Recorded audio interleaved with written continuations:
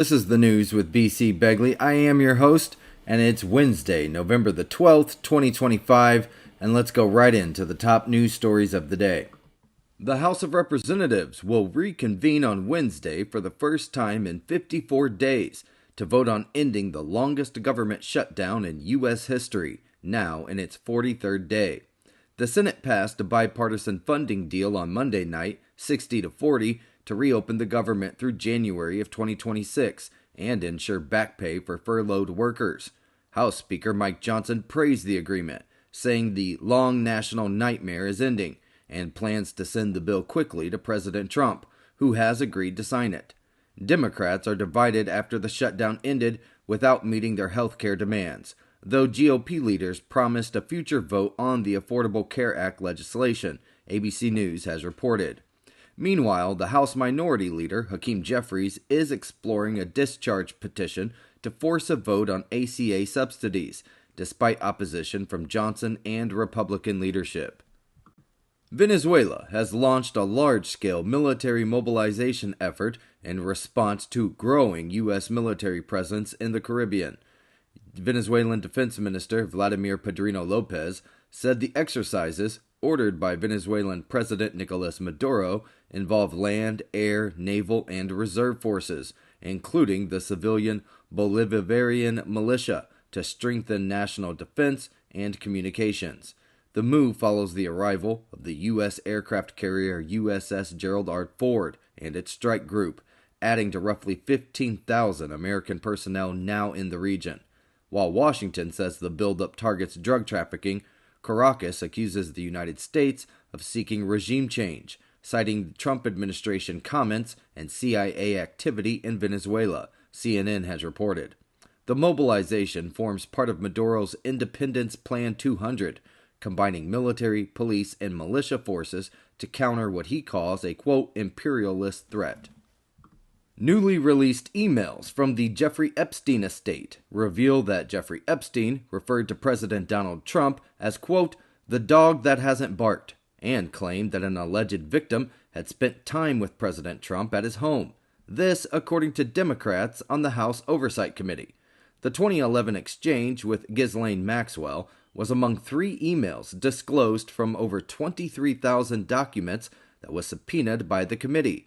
Other emails show Epstein corresponding with author Michael Wolff about President Trump's relationship with him, including discussions on how Trump might respond to media questions and a 2019 message referencing whether President Trump had banned Jeffrey Epstein from Mar-a-Lago. The release comes as House Democrats push a bill to compel the Department of Justice to disclose its full Epstein files, which the DOJ has so far declined to release, ABC News has reported. Lawmakers say the emails raise new questions about Epstein's ties to Trump, while the president has dismissed the matter as a political hoax.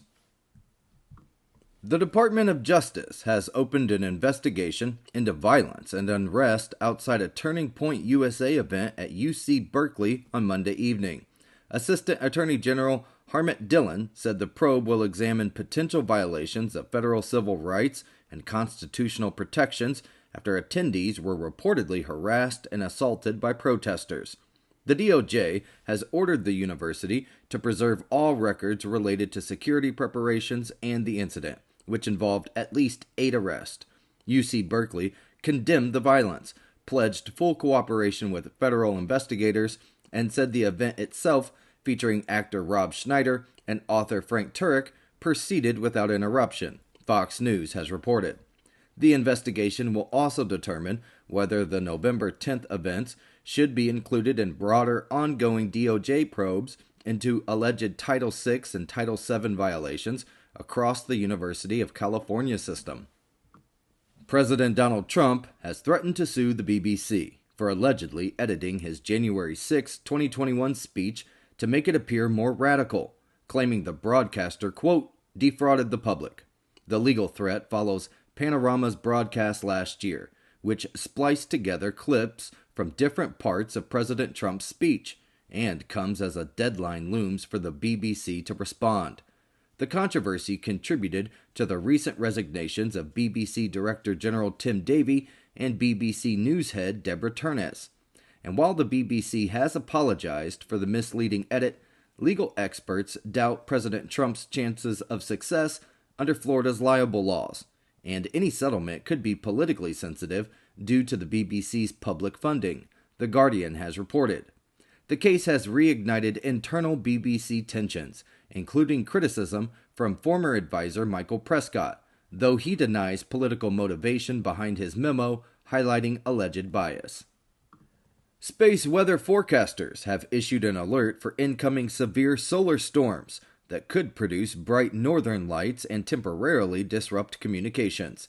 Several recent coronal mass ejections from the sun are expected to reach Earth today, potentially affecting radio, GPS, and other systems.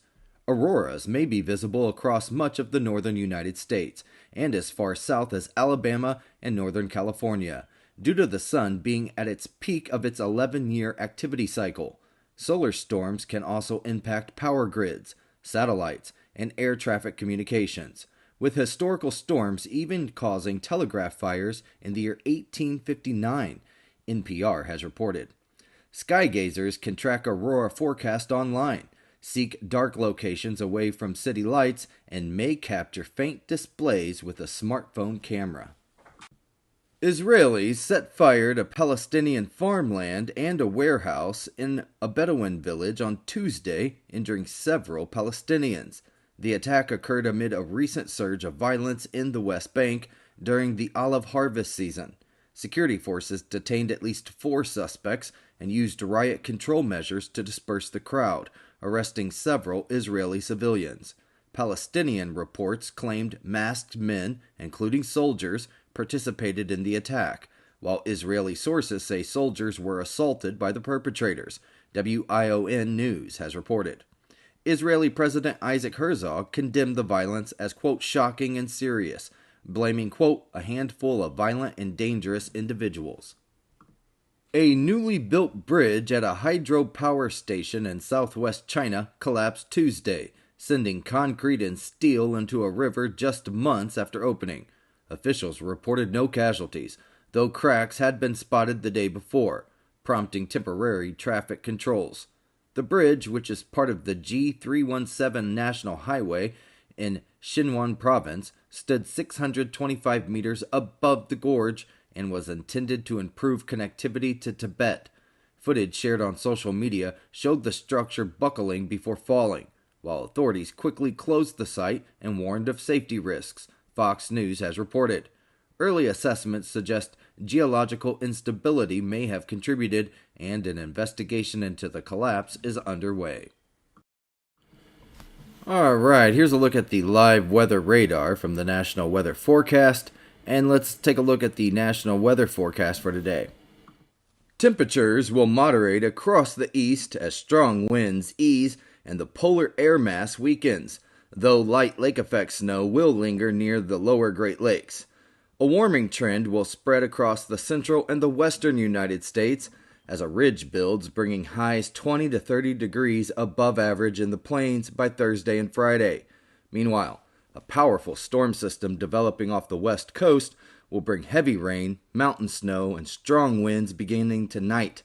The heaviest precipitation is expected over California on Thursday, with winter storm and high wind warnings in effect. A slight risk of excessive rainfall and localized flash flooding is possible from the Bay Area to the Los Angeles region.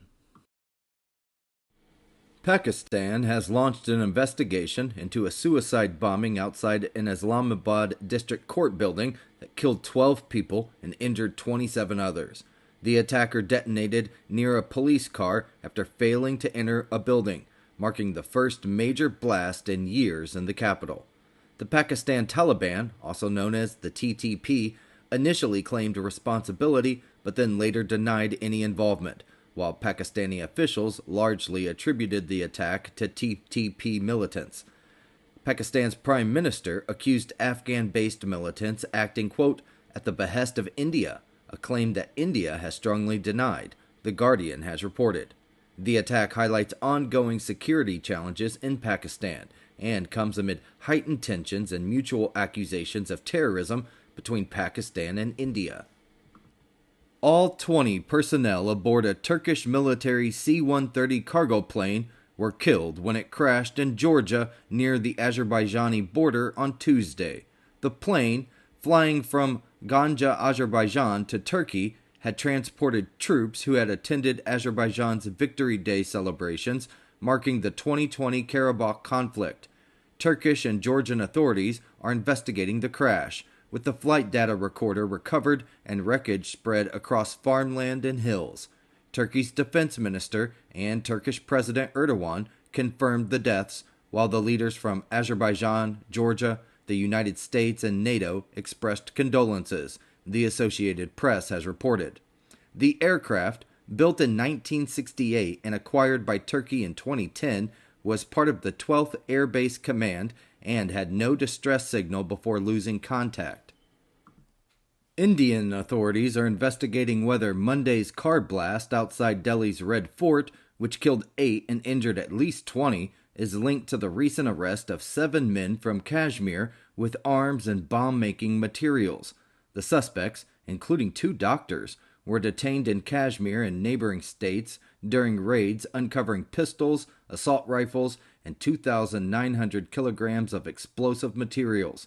Police say the arrest revealed a, quote, white-collar terror ecosystem involving radicalized professionals and students connected to Pakistan-based militant groups.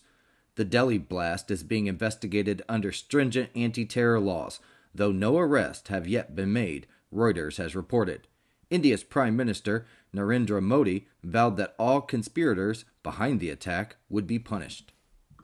Taiwan evacuated over 8,300 people ahead of Typhoon Fenghuang, which brought record rainfall and severe flooding to the island's eastern coast. The storm caused neck-deep floods in several counties, injured 51 people, and inundated more than 1,000 homes in a town that 25 inches of rain fell in just a single day. Businesses and schools were closed in southern areas, and soldiers helped to rescue stranded residents. The typhoon, weakened after killing 27 people in the Philippines, is expected to pass Taiwan's southern tip before moving on into the Pacific Ocean, Reuters has reported. Officials noted that typhoons are arriving later in the season, and this week's storm did not threaten northern regions, including TSMC's headquarters. Chaos erupted at the COP30 climate conference on Tuesday as protesters forced their way toward the venue, clashing with United Nations security in one of the most serious disruptions in years. Demonstrators, waving yellow flags against Amazon oil drilling and carrying banners and Palestinian flags, tried to breach barriers, prompting aggressive responses from security, including physical confrontations. At least 2 security personnel were slightly injured, and minor damage occurred to the venue, though organizers said the situation was quickly brought under control. Footage showed the protesters being pushed back with parts of the venue temporarily evacuated, Politico has reported. The United Nations emphasized that COP30 negotiations continue and that Brazilian and UN authorities are investigating the incident. Turkish prosecutors have charged Istanbul's jailed mayor, Ekrem İmamoğlu, with 142 offenses, including bribery, embezzlement, money laundering, and running a criminal organization, carrying a potential sentences totaling up to 2,430 years. The nearly 4,000-page indictment names 402 suspects and alleges that İmamoğlu led a crime network, quote, like an octopus. Opposition leaders, including Özgür Özel, say the charges are politically motivated to prevent İmamoğlu from running in the 2028 presidential election and to weaken the Republican People's Party. The indictment also includes filings against the Republican People's Party, raising concerns it could pave the way for the party's closure, though prosecutors denied seeking to shut it down, The Guardian has reported. İmamoğlu's arrest and the broader crackdown on opposition figures has sparked demonstrations and highlighted growing tensions in Turkey's political landscape. Japan and China engaged in a heated diplomatic exchange after Japanese Prime Minister Sanae Takaichi said a Chinese attack on Taiwan could pose, quote, a survival-threatening situation for Japan, potentially justifying the use of force. Beijing sharply criticized the remarks, with the Chinese Consul General posting a threatening message on X that was later deleted and calling for retractions of similar comments made by past Japanese leaders. Japan protested the message, emphasizing its one China policy while stressing the importance of Taiwan Strait stability for regional and international security. The spat highlights potential tensions in Japanese-Chinese relations under Prime Minister Takaichi, who has pursued a stronger military posture and met Taiwan's representative shortly after meeting Xi Jinping, NBC News has reported. Both sides have exchanged formal complaints, with China accusing Japan of interfering in its internal affairs and Japan seeking to clarify its official stance. The Pentagon has resumed sending conventional ground forces to Panama for jungle training for the first time in over 2 decades, reviving a 3-week course that was once nicknamed the Green Hell. The program, which is run at Base Aero Naval Cristobal Colon, is small for now but expected to expand over the next year, and is presented as a partnership to boost Panama's regional security capacity rather than to prep for a specific mission. The move reflects a broader U.S. shift of focus to Latin America under President Donald Trump, tied to concerns about drug flows and strategic competition, including worries about Chinese influence over the Panama Canal, and serves as a visible signal to Venezuela. The site, formerly Fort Sherman, was long used for harsh jungle training before U.S. forces left Panama in 1999, and the terrain poses significant operational challenges, ABC News has reported. A pilot course has already produced 46 graduates, and officials plan to send platoon-sized rotations as the program scales up. Today is November the 12th, 2025, and on this day in history, in the year 1927, Joseph Stalin became the undisputed leader of the Soviet Union with the expulsion of Leon Trotsky from the party. In 1954, Ellis Island officially closed as an immigration station after having processed over 12 million immigrants. And in the year 1970, the massive Bola cyclone struck what is now Bangladesh, becoming one of the deadliest tropical cyclones on record. November the 12th is also National French Dip Day. Okay, it's 17 past the hour, and we're going to do a quick market update.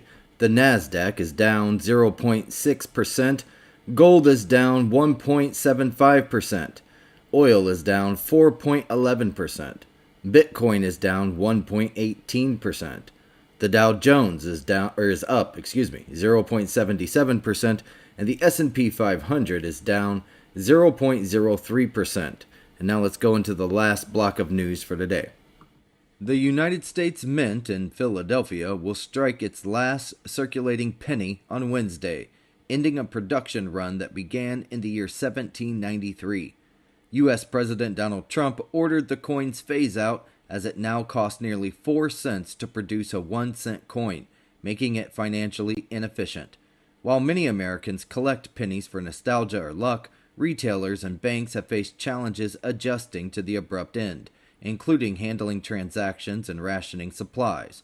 The Treasury Department expects to save $56 million annually on materials, though the penny remains cheaper to produce than the nickel, the AP has reported. The final production ceremony in Philadelphia will include the Treasury Secretary Scott Bessent and the Treasurer Brandon Beach. At least 888 U.S. flights were canceled on Wednesday morning, with major hubs like Chicago O'Hare, Denver, and Atlanta leading the disruptions, while another 720 flights were delayed. The cancellations continue a days-long pattern caused by the federal government shutdown, which has left many Transportation Security Administration staff working without pay. FAA capacity limits remain in place at 40 major airports, though staffing issues were minimal outside New York Liberty International, ABC News has reported.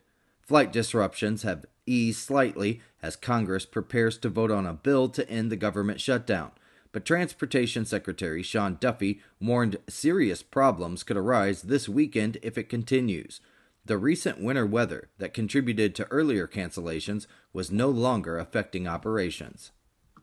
The United States Treasury Secretary Scott Bessent announced that substantial tariff relief on everyday consumer goods, including coffee, bananas, and other fruits, will be implemented soon. The move comes after President Donald Trump raised tariffs on imports like Brazilian coffee, contributing to rising prices and surging inflation, which hit 3% in September. Bessent said the cuts would help bring prices down quickly, and that Americans could start feeling relief on inflation in early 2026. President Trump has also indicated that a deal with Brazil on lowering coffee tariffs is likely after discussions with Brazilian President Luiz Inácio Lula da Silva, NBC News has reported. The relief aims to reduce the financial impact of both higher duties and supply issues, such as Brazil's drought affecting coffee production. Mortgage applications to buy a home rose 6% last week, marking the strongest pace since September, as increased supply and softening prices encouraged buyers. Volume was 31% higher than the same week a year ago, despite the average 30-year fixed mortgage rate rising slightly to 6.34%. Demand for refinancing fell 3%, but remained 147% higher than last year, reflecting lower rates. Economist Joel Kahn noted that conventional FHA and VA purchase applications increased as buyers shopped in markets with more inventory and slower price growth, CNBC has reported. Mortgage rates have remained modestly steady this week, though markets are watching for potential changes if the government shutdown ends. Blue Origin's New Glenn rocket launch was postponed on Wednesday due to intense solar storms, which were also creating spectacular auroras across the United States.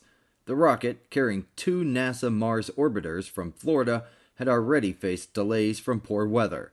NASA delayed the liftoff over concerns that heightened solar radiation could affect the spacecraft. No new launch date has now been announced, the Associated Press has reported. This would have been only the second flight of New Glenn, a 321-foot rocket, much larger than Blue Origin's New Shepard vehicles. Democratic Representative-elect Adelita Grijalva is set to be sworn in to the House of Representatives on Wednesday, ending a 7-week delay that blocked her from taking her Arizona seat. Her swearing in will make her the 218th signature needed on a discharge petition to force a House vote on legislation demanding that the Justice Department release additional Jeffrey Epstein files. The move follows the release of previously unseen emails linking Jeffrey Epstein and President Donald Trump, though many documents still remain sealed. House Speaker Mike Johnson had been accused of delaying Grijalva's oath to prevent the vote, though he claimed the following was precedent during the government shutdown, The Guardian has reported. Grijalva has called the delay, quote, undemocratic and, quote, illegal, and plans to confront Johnson over the obstruction. Jack Schlossberg, grandson of former President John F. Kennedy, has announced his candidacy for New York's 12th Congressional District, aiming to succeed the retiring Representative Jerry Nadler. In his campaign video, Schlossberg criticized President Donald Trump, highlighting issues like the cost of living crisis, social program cuts, and perceived threats to civil rights and the Constitution. A lifelong resident of the district, Schlossberg emphasizes his connection to local communities and aims to engage younger voters through modern social media strategies. Aligning with the progressive wing of the Democratic Party, he has called for generational change and party reforms while distancing himself from his cousin Robert F. Kennedy Jr.'s controversial views, CNN has reported. The race is expected to be competitive, with several other Democratic candidates already in the mix. Marion County, Kansas has agreed to pay over $3 million and issue an apology following a 2023 law enforcement raid on the Marion County Record, which is a small-town newspaper that sparked a national debate over press freedom. The raid, which was carried out by Marion County Sheriff's officers and Marion City Police, targeted the newspaper's offices, the publisher Eric Meyer's home, and a city council member's home, seizing computers and cell phones. The warrants were linked to a dispute with a local restaurant owner and prior reporting on the police chief, prompting accusations that the raid was intended to harass the press.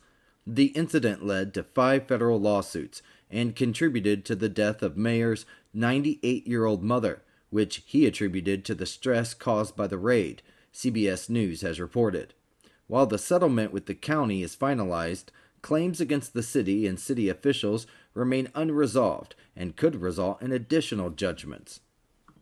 The National Weather Service has issued a wind advisory for the San Francisco Bay Area and Monterey Bay, effective 10 p.m. local time on Wednesday through 10 a.m. local time on Thursday, as an atmospheric river storm brings heavy rain and strong winds. Southeast winds of 15 to 25 miles per hour, gusting up to 50 miles per hour, are expected, with coastal areas under a high wind warning for gusts of up to 60 miles per hour, raising risks of downed trees, power outages, and hazardous travel. Residents are advised to secure loose objects and prepare for dangerous conditions, CBS News has reported. The storm will also bring rain to the Sacramento Valley and snow to the Sierra Nevada, where a winter storm watch is in effect for elevations above 5,000 feet from Thursday morning through Friday. A powerful cold front is bringing the season's first deep freeze and significant snow across much of the United States, from the Midwest to the Northeast and the South.